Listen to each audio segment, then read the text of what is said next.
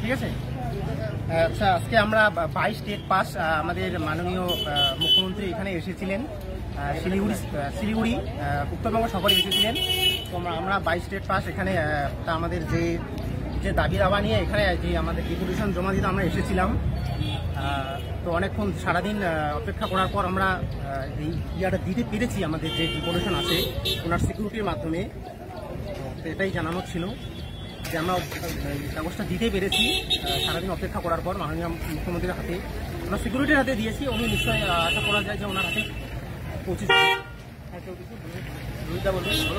হ্যাঁ, তো এটাই আমাদের যে দাবি দাবা ছিল সেটা নিয়ে আমরা এখানে থেকে দাঁড়িয়ে থাকার পরে 12টা থেকে মোটামুটি 3টা অবধি এখানে অপেক্ষা করার পরে আমাদের যে সমস্ত ডেপুটেশন কমিটি ছিল মুখ্যমন্ত্রীর সামনেই আমরা এটা তুলে ধরেছি। সে যেটা দেখতে পায় এবং দেখতে পাওয়ার পরে একজনকে বলে গিয়ে ছুটে এসে আমাদের হাত থেকে এটা নিয়ে নেয়।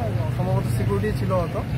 তা আমরা এটাতে একটু এতক্ষণ পরিশ্রম করার পরে যে সাফল্যটা আসলো এটাতেই আমরা খুব খুশি।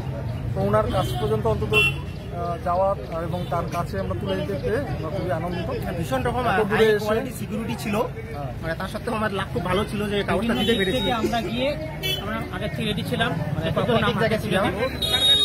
তারপর তুলে দিতে পেরেছি। আমরা যারা যারা আসলো না তাদেরকে নেব, যারা আসলো না তাদের জন্য বার্তা এটাই যে এরপরে আর এসে কবে আসবে। এরপরে মুখ্যমন্ত্রী বিভিন্ন জায়গায় বিভিন্ন জেলায় যাবে, যেই জেলায় যাবে সেই জায়গায় যেন প্রতিনিধিরা মানে সম্পূর্ণভাবে অ্যাক্টিভ থাকে এবং সজাগ থাকে, যেন এরপরে প্রতি কর্মসূচি আসলো তাদেরও ধন্যবাদ, যারা আসলো তাদের সকলকে ধন্যবাদ। এর পরবর্তী যখন মুখ্যমন্ত্রী যেখানে যাবেন সেখানে যেন যারা সেই আজকে যাই কাজটা করা হলো সেই কাজটা যেন আরো করা হয়, আর করতে গেল তখন যেন তারা উপস্থিত থাকে সেখানে।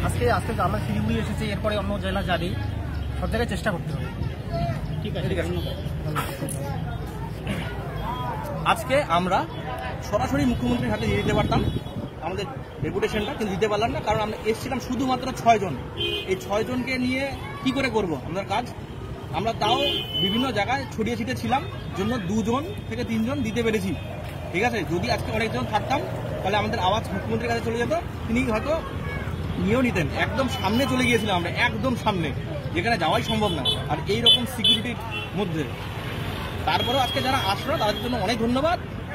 আরও তো 2-1 দিন পর বা কলকাতাতে যাওয়া হবে, তখন দেখবো।